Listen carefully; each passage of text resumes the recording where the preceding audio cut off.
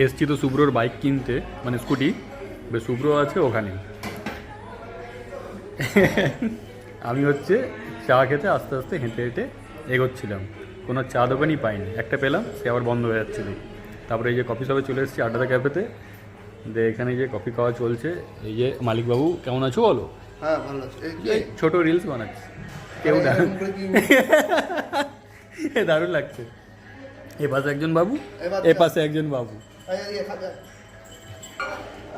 এগুলো তো ফাউ কথা। মেন কথাটা তোমাদেরকে এবারে বলছি, ভালো করে কান দিয়ে শোনো, যারা গার্লফ্রেন্ড বয়ফ্রেন্ড, ঠিক আছে? বিশেষ করে কথাটা হচ্ছে বয়ফ্রেন্ডের জন্য, মানে ছেলেদের জন্য। দেখো, কেউ যদি তোমার আপন থাকে, মানে বুঝতে পারছো তো কার কথা বলছি, তার জন্য না একদম অন্ধের মতো উড়িয়ে যেও না। তুমি একটা জিনিস দেখো, কোনো খরচাপাতি না করে একটা জিনিস দেখো, সে তোমার সাথে কতদিন আছে। যদি থেকে যায় তো রেখে দাও সারা জীবন। আর যদি এটাই ম্যাটার করে, তাহলে ছেড়ে দাও, দরকার নেই এমন।